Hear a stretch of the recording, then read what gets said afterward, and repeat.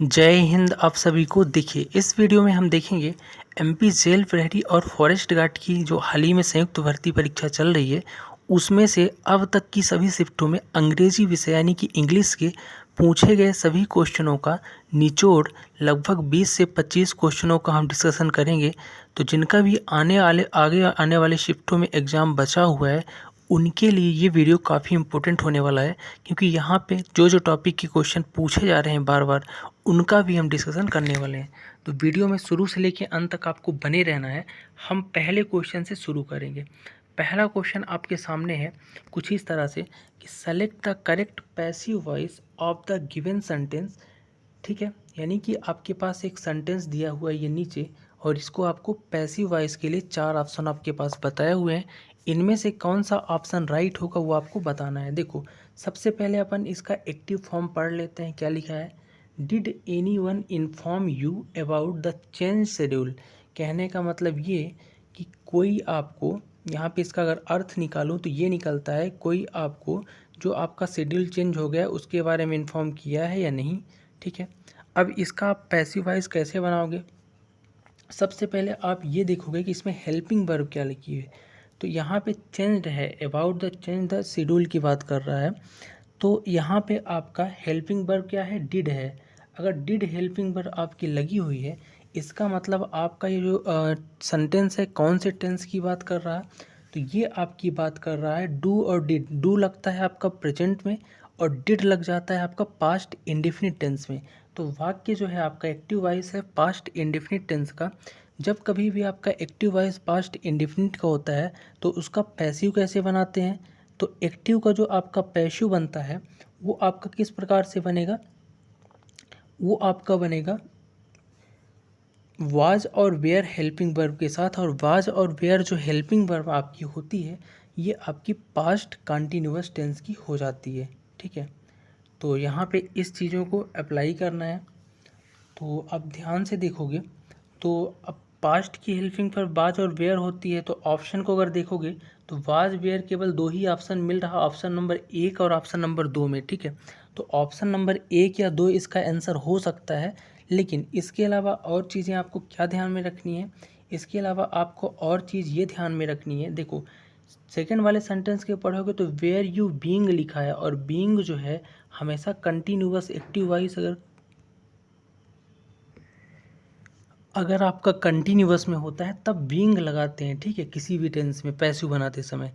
तो यहाँ पे बीइंग वाला तो होगा नहीं, बच गया एक ही ऑप्शन। तो आपका राइट आंसर हो जाएगा were you informed by anyone about the change schedule. ठीक है, तो इस तरह से आपको बनाना है एक्टिव से पैसिव। आपको मेन ध्यान रखना है हेल्पिंग वर्ब पे। ठीक है, तो इसका राइट आंसर हो जाएगा ऑप्शन नंबर 1। ठीक, आगे बढ़ते हैं। नेक्स्ट क्वेश्चन देखेंगे। इस क्वेश्चन में हमने थोड़ा सा समय ज़रूर ले लिया है क्योंकि समझने वाली चीज़ें थी। अगला क्वेश्चन देखते हैं कि select the most appropriate meaning of the given item. आपके पास एक मुहावरा है, उसका सबसे उपयुक्त मीनिंग अर्थ क्या होगा ये बताना है। तो मुहावरा क्या है? तो देखिए, मुहावरा है आपके पास किल 2 बर्ड्स विथ 1 स्टोन। इसका सीधा सा अर्थ क्या हो जाता है? अगर अर्थ की मैं बात करूँ, सिंपल अर्थ कि मतलब 2 पक्षियों को एक ही पत्थर से मारा। तो यहाँ पे इसका डायरेक्ट मुहावरे का अर्थ ये तो नहीं होगा। इसका अर्थ ये हो सकता है कि to achieve 2 things by single action, यानी एक काम से 2 चीज़ों को प्राप्त कर लेना। ये इसका सबसे सही जवाब होगा। ठीक है, अगला क्वेश्चन देखेंगे। अगला क्वेश्चन है कि correct order to form meaningful and coherent sentence. अब इस तरह के आपके 5 से 6 क्वेश्चन जो है ना, हर शिफ्ट में हर दिन आ रहे हैं। किसमें? इंग्लिश के पेपर में इस तरह के क्वेश्चन जिसको आप पैरा जंबल बोलते हो। तो पैरा जंबल में आपका खुद का दिमाग लगता है और खुद का सेंस लगता है, और आपको बड़े सोच समझ के पैरा जंबल के क्वेश्चन करना है, क्योंकि इनका वेटेज बहुत ज़्यादा और बार बार आ रहा है। ठीक है, तो इस पैरा जंबल के क्वेश्चन को अपन समझते हैं। तो मीनिंगफुल आप इसका ऑर्डर कैसे बनाएंगे? तो देखो, सबसे पहले अपन पढ़ते हैं तो आपका S1 यानी सबसे शुरू में तो ये रहेगा ही, और S6 यानी 2 तो आपके एकदम कंफर्म बता दिया कि पहले में ये रहेगा और लास्ट में ये वाली लाइन रहेगी, और बीच की जो 4 लाइन ABCD वाली है ना, इनको कैसे आप बैठाओगे फिट, ये बताना है। तो अगर पहली लाइन को आप पढ़ोगे तो अर्थ कैसे निकलता है समझना कि नरेंद्र नाथ दत्त यानी नरेंद्र दत्त जो हैं अब इसके बाद आप क्या यूज करोगे, तो इन चारों में से इन कोलकाता, बोर्न इन, देखो सीधी सी बात है आप बी यूज करोगे, क्योंकि नरेंद्र नाथ दत्त जो है बोर्न इन कोलकाता, तो सबसे पहले आपको बोर्न करना पड़ेगा, जन्म हुआ, तो ऑब्वियसली सबसे पहले क्या आएगा, बी आएगा, बोर्न इन कोलकाता। अगर ढंग से आप कॉमन सेंस लगाओ, उसके बाद इन कोलकाता यानी फिर ए आना चाहिए, ठीक है। उसके बाद इन कोलकाता फिर आएगा ट्रेडिशन बंगाली फैमिली, फिर परिवार के बारे में आएगा, जन्म तो परिवार में ही होता है, तो बी ए सी, और फिर लास्ट में आपका डी आएगा। तो ये बी ए सी डी ये क्रम बनेगा, और ये तो आपके फिक्स हैं S1 और X6, तो बी ए सी डी इसका राइट आंसर हो जाएगा। तो इस तरह से आपको खुद भी दिमाग लगाना है, तो ऑप्शन नंबर 4 इसका राइट आंसर हो जाएगा। तो खुद भी आपको अपना सेंस यूज करना है, ठीक है। क्वेश्चन को बड़े ध्यान से आपको समझते हुए जाना है, ठीक।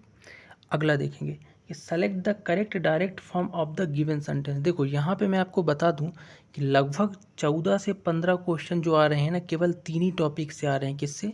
एक आपका नरेशन हो गया, एक आपका वॉइस हो गया, और एक आपका पैरा जंबल हो गया। तो इन तीनों को, नरेशन, वॉइस और पैरा जंबल को बहुत अच्छे तरीके से पढ़ के जाना है।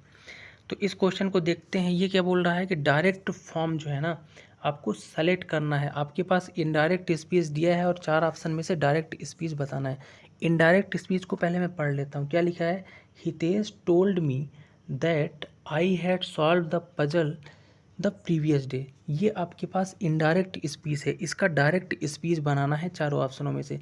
तो सबसे पहले आप तो ये पकड़ोगे कि यहाँ पे चारों ऑप्शन में देखोगे तो Hitesh said to me, Hitesh said to me, Hitesh said to me और हितेश सेड, सब में कॉमन है। तो यहाँ तक तो आपको पढ़ने की ज़रूरत नहीं है। अब आपको इसमें ये देखना है कि इसमें से आपका हेल्पिंग वर्ब क्या है। तो इसकी इनडायरेक्ट स्पीच पे हैड है, हैड सॉल्व द पजल, ठीक है। तो हैड सॉल्व द पजल लिखा हुआ है यहाँ पे, ठीक है। तो हैड हेल्पिंग वर्ब जो होती है ना, ये आपकी कहाँ होती है, अगर इनडायरेक्ट स्पीच है तो हैड अगर हेल्पिंग वर्ब है तो ये आपकी है पास्ट का जो परफेक्ट टेंस है। तो जब कभी भी इनडायरेक्ट से डायरेक्ट में जाते हैं और पास्ट परफेक्ट टेंस की जो हैड वर्ब लगी है ना, वो किस में बदल जाती है, वो बदल जाती है सिंपल पास्ट टेंस में। और सिंपल पास्ट टेंस में होता क्या है, वर्ब का सेकेंड फॉर्म होता है, जो कि ऑप्शन 3 में आपको दिख रहा है और ऑप्शन 2 में दिख रहा है, ठीक है, वर्ब का। और इसके अलावा दिख रहा, अगले ऑप्शन में भी दिख रहा है, लेकिन यहाँ पे आपका हैज़ लगा है हेल्पिंग वर्ब, इसलिए ये गलत हो जाएगा। और यहाँ पे हैव लगा है ऑप्शन नंबर 2 में, तो ये भी गलत हो जाएगा, ठीक है। तो ऑप्शन नंबर 3, अब देखो पहले ऑप्शन में भी हैव लगा है तो ये भी गलत हो जाएगा। तो ऑप्शन नंबर 3 जो है यही राइट होगा। क्यों होगा? क्योंकि इनडायरेक्ट का डायरेक्ट बनाओगे तो हैड जो हेल्पिंग वर्ब है ना, वो बदल के आपका present perfect, sorry past perfect tense से प्रेजेंट आपका, एक मिनट गलत बोल रहा हूँ, पास्ट परफेक्ट टेंस जो है ना वो आपका पास्ट इंडिफिनिट टेंस में कन्वर्ट हो जाएगा, और यहाँ पे वर्ड का क्या आ जाएगा, सेकेंड फॉर्म आ जाएगा। तो इसका हो जाएगा Hitesh said to me I solve the puzzle yesterday, ये आपका राइट आंसर होगा। तो आपको यहाँ पे मैं कुछ चीज़ें आपको बताऊँगा और साथ में आपको खुद भी रिविज़न करके पूरी तरीके से नरेशन जाना है, ठीक है। अगला क्वेश्चन देखेंगे। बेसिक सा मोटिव हमारा यहाँ पे है किस प्रकार के क्वेश्चन आ रहे हैं ये बताने का। अगला है कि sentences from the among the giving option construct the current paragraph. ये भी आपका पैराजंबल की तरह ही है। ABCD 4 आपके ऑप्शन दिए हैं, इनको क्रम में आपको सजाना है, और आपका यहाँ पे क्या लगेगा, खुद का सेंस लगेगा, क्या अर्थ निकलता है और किस हिसाब से इनको आप सेट करोगे, ठीक है। तो इसका राइट आंसर जो हो जाएगा वो होगा BACD क्रम बनेगा। अब BACD क्रम क्यों बनेगा देख लेते हैं। देखो सबसे पहले अगर आप देखोगे ना ओवरऑल चारों, देखो सबसे पहले पैराजंबल में आप क्या करो, चारों सेंटेंसेस को पढ़ो, और पढ़ने के बाद उसका एक समराइजेशन करो, उसकी समरी निकालो। जैसे ही समरी निकल जाए उसके बाद आपको ऑटोमेटिकली पता चल जाएगा कि कौन सा सेंटेंस पहले आएगा। कहानी का जो सारांश अगर पता चल गया तो आप इजीली बता पाओगे पहली घटना कौन सी हुई। तो बी जो है वंस द, सबसे पहले क्या हुआ कि एक बार की बात है कि once the live there lived a monkey on rose apple. देखो एक जो बंदर है एप्पल ट्री में कहाँ है, चढ़ा हुआ है नदी के किनारे, ये बी आपका सबसे पहला सेंटेंस हो जाएगा, ठीक है। फिर उसके बाद देखो तो वन डे ए क्रोकोडाइल, एक दिन उससे क्रोकोडाइल मिला, तो ए होगा इसके बाद। फिर सी जो है द काइंड मंकी क्या करता है, क्रोकोडाइल को यानी मगरमच्छ को ऑफर करता है सेव, तो सी हो जाएगा, फिर लास्ट में डी आएगा। तो इस तरह से आपको खुद भी समराइजेशन पहले चारों पढ़ के और फिर लॉजिक लगाना है कौन सा पहले होगा। नेक्स्ट देखेंगे, select the most appropriate antonyms of the given word. अब यहाँ पे आपको एंटोनिम्स यानी कि विपरीत बताना है। तो विस्कियस यानी आपके पास एक शब्द है, क्या है, विसियस है। अब विसियस बोलो, विस्कस बोलो, तो इसका आपका क्या बताना है, इसका बताना है उल्टा यानी विपरीत। तो पहले तो इसका अर्थ आपको पता होना चाहिए कि इसका अर्थ क्या होता है। तो विसियस का अर्थ होता है क्रूएल। क्रूएल मतलब कोई अगर बहुत ही क्रूर है, बहुत ही क्रूर मतलब कि जिसके अंदर एक भी दया न हो, तो उसको बोलते हैं विशियस। अब क्रूर है तो उसका उल्टा क्या होगा, तो उसका उल्टा होगा जेंटल। जेंटल मतलब थोड़ा सा अच्छा आदमी, अच्छे हृदय का आदमी, तो जेंटल इसका राइट आंसर हो जाएगा। ठीक है, नेक्स्ट क्वेश्चन देखेंगे। नेक्स्ट क्वेश्चन आपके सामने है कि select the most appropriate indirect form of the given sentence. आपके पास डायरेक्ट स्पीच है, इसका इनडायरेक्ट स्पीच बताना है। स्पीच पहले पढ़ देता हूँ। He said to me why were you waiting for me. ठीक है, ये आपका क्या है, डायरेक्ट नरेशन है। इसका इनडायरेक्ट बताना है। तो जब कभी भी सेड टू होता है तो टोल्ड आ जाता है, बट यहाँ पे सेंटेंस आपको देखना पड़ेगा किस में है। सेंटेंस आपका है यहाँ पे इंट्रोगेटिव पे। तो जब कभी भी इंट्रोगेटिव पे सेंटेंस हो तो टोल्ड नहीं आस्क्ड होगा। क्या होगा, ASKED। आस्क मतलब पूछना होता है, तो इनडायरेक्ट में आस्क हो जाएगा। तो पहला ऑप्शन टोल्ड है तो पहले ही गलत हो गया। चौथा ऑप्शन, तीसरा ऑप्शन भी टोल्ड है तो गलत हो गया। बचा दो ऑप्शन, दूसरा और चौथा। तो इन दोनों में से कौन सा होगा ये देखिए। तो यहाँ पे देखो क्या लिखा है, आई हैड बीन, और यहाँ पे भी आई हैड बीन है। लेकिन इन दोनों में अंतर क्या है, तो केवल यहाँ पे मी लिखा है और चौथा वाले में हिम लिखा है। तो मी होगा हिम। हिम अगर आपका मी जो है पहले ही आपका सेंटेंस में दिया हुआ है, ठीक है, तो मी का जो होगा, मी तो होगा नहीं, लेकिन ये ही जो है, ही का जब आप इनडायरेक्ट बनाओगे तो हिम आ जाएगा, है ना। ऑब्जेक्ट फॉर्म चेंज होके हिम आ जाएगा और हिम ही इसका राइट आंसर होगा। यानी कि he asked me why I had been waiting for him, ये आपका ऑप्शन नंबर 4 बिल्कुल राइट हो जाएगा। तो आपको ऑप्शन एलिमिनेट करके भी करना सीखना होगा कि कौन कौन से नहीं हो सकते एकदम से। नेक्स्ट है कि select the most appropriate direct form of the given sentence. आपके पास एक वाक्य है, इसका आपको बताना है डायरेक्ट स्पीच। इनडायरेक्ट स्पीच में क्या दिया हुआ है कि my father told to me that Gandhi ji started the civil disobedience movement. ठीक है, ये आपका इनडायरेक्ट स्पीच हो गया। और इसके लिए डायरेक्ट कौन सा होगा, तो जब यहाँ पे टोल्ड है, टोल्ड है तो सीधी सी बात है सेट टू होना चाहिए। तो चारों ऑप्शन में set to, set to, set to, set to सब में है, तो कोई दिक्कत नहीं।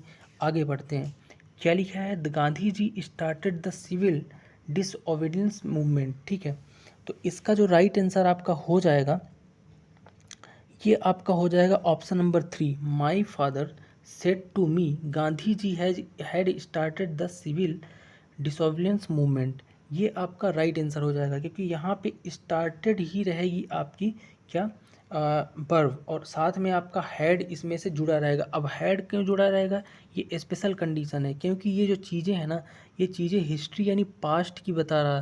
तो इसका आप अगर डायरेक्ट फॉर्म भी बना रहे हो ना, तो यहाँ पे हैड ही रहेगा। ठीक है, तो यही आपका राइट आंसर हो जाएगा। ठीक, तो पास्ट की चीज़ों को अगर डायरेक्ट है इनडायरेक्ट है, वो हैड में ही होता है। ठीक है, तो ये बातें आपको याद रखनी है।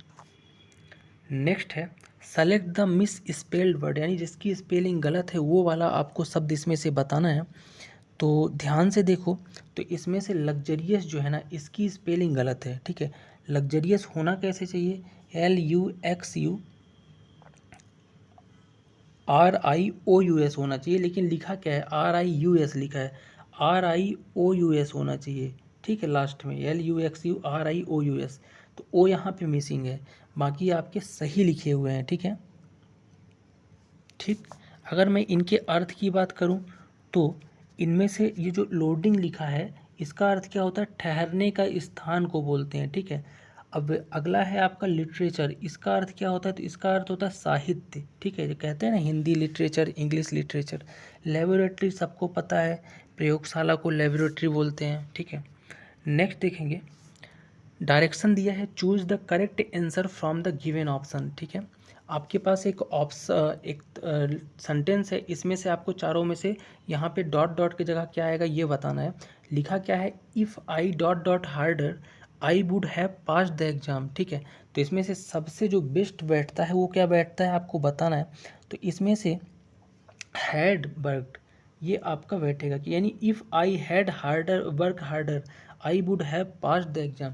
कहने का मतलब यदि हमने कठिन परिश्रम किया होता तो मुझे एग्ज़ाम में पास होना चाहिए। ठीक है, तो हैड वर्कड इसका राइट आंसर हो जाएगा। ठीक है, क्योंकि पास्ट की बात है।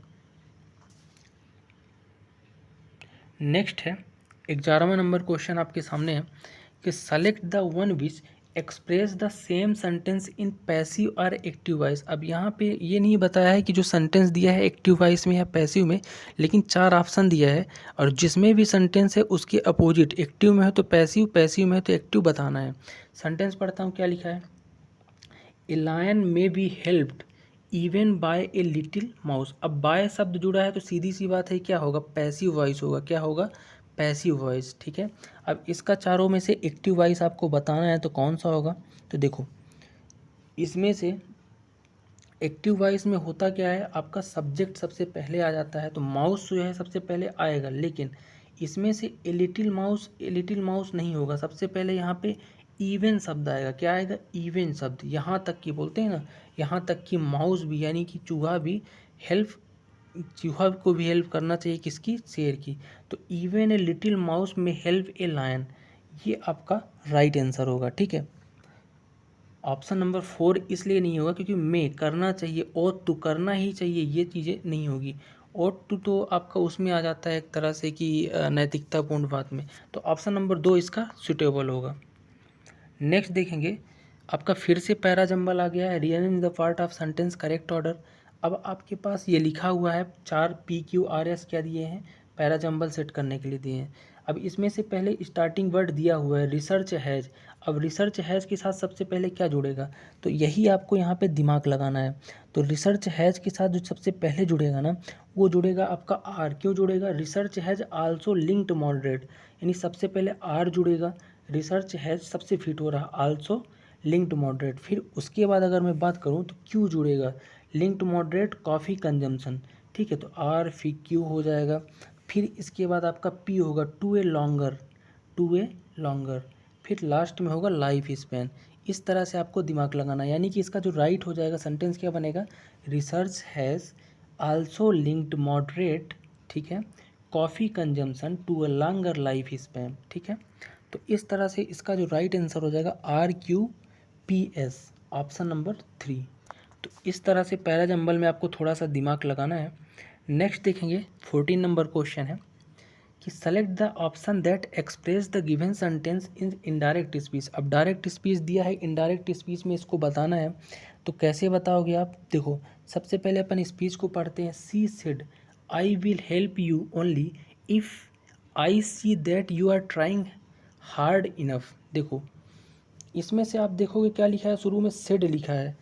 ठीक, और इसमें से आपको जो सबसे मोस्ट इम्पोर्टेंट चीज़ है जिसको समझना है वो आपकी है हेल्पिंग वर्ब को समझना है, और साथ में स्टार्टिंग कहाँ से वर्ड हो रहा है। ठीक है, सेंटेंस को अगर आप ध्यान से देखोगे तो यहाँ पे आपको बिल मिलेगा, और बिल क्या होता है, एक मॉडल्स होता है। बिल क्या होता है, मॉडल्स होता है। तो बिल का हमेशा जब इनडायरेक्ट बनता है ना तो क्या हो जाता है, वुड हो जाता है। क्या हो जाता है, वुड। अब चारों ऑप्शनों में देखो वुड कहाँ है, तो वुड आपको यहाँ मिलेगा, ऑप्शन नंबर 3 में मिलेगा, और ऑप्शन नंबर 4 मिलेगा। शुरू में तो वुड है नहीं पहले ऑप्शन में, तो ये गलत हो गया। दूसरे में बिल है, ये भी गलत हो गया। तो ऑप्शन 3 या 4 हो सकता है इसका आंसर।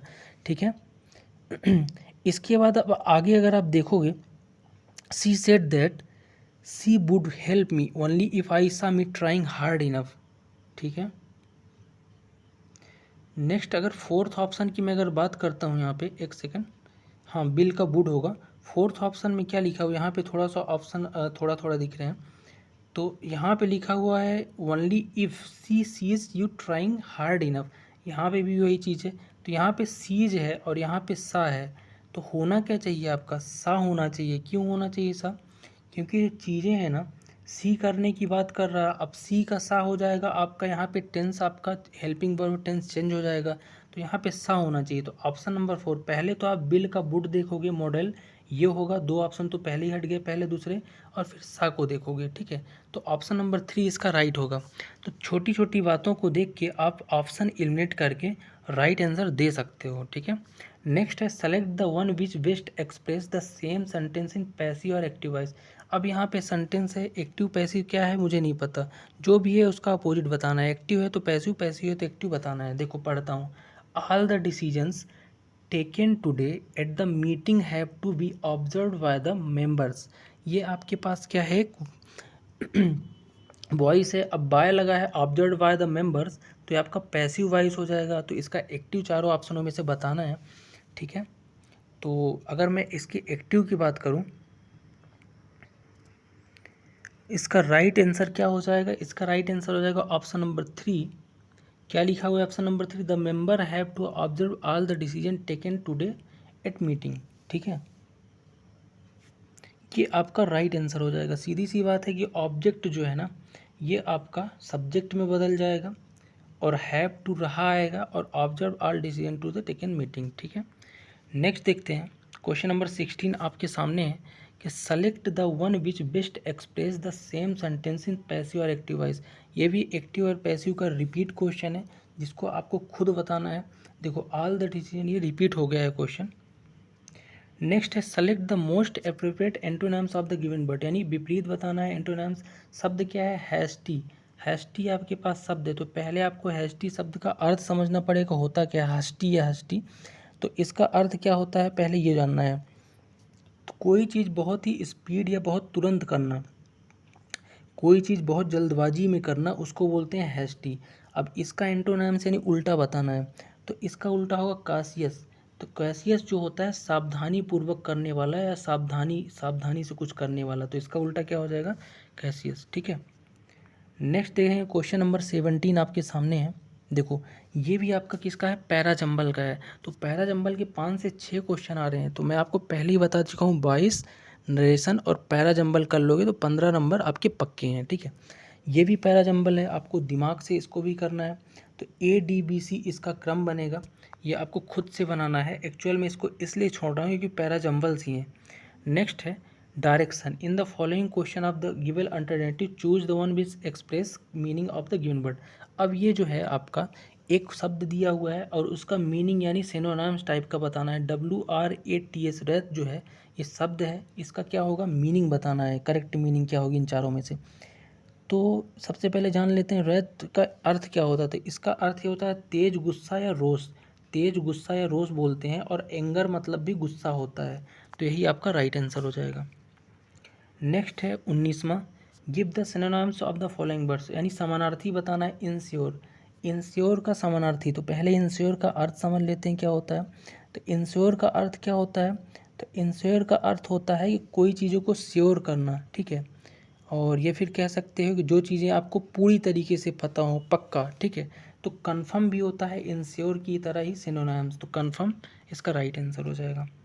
आज का लास्ट क्वेश्चन देखेंगे कि choose the one word chooses the meaning for the following sentence from the alternative given word.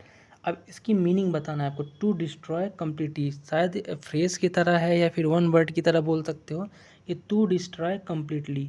अब इसके एक शब्द में कैसे बोलोगे इस चीज़ को, तो टू डिस्ट्रॉय कम्प्लीटली यानी पूरी तरह से किसी चीज़ को नष्ट कर देना, टू डिस्ट्रॉय कम्प्लीटली। तो इसको बोलने के लिए आपका जो करेक्ट मीनिंग आएगी वो हो जाएगी आपकी ऑप्शन नंबर 4, इनहिलेट, ठीक है। टू डिस्ट्रॉय कम्प्लीटली यानी कि इसका अगर अल्टरनेटिव की मैं बात करूँ, इनहेलेट हो जाएगा। यानी कि इसको बोल सकते हो, इनहेलेट मीन्स हो जाएगा the state or fact of being completely destroyed at completely destroyed, ठीक है। तो ये राइट आंसर हो जाएगा इसका, ठीक। तो ये थे आज के टॉप 20 क्वेश्चंस जो आपके पेपर में हूबहू इसी तरह के क्वेश्चन आपके पूछे जा रहे हैं, नरेशन, वॉइस और पैराजंबल्स, ठीक है। तो आई होप इस वीडियो से आपको काफ़ी मदद मिलेगी। चीज़ें हो सकता है कि एक आध क्वेश्चन में आपको डाउटफुल रह गया हो या समझ में ना आया हो, तो आप कमेंट बॉक्स में अपना सजेशन ज़रूर दें। मिलते हैं नेक्स्ट वीडियो में, तब तक के लिए।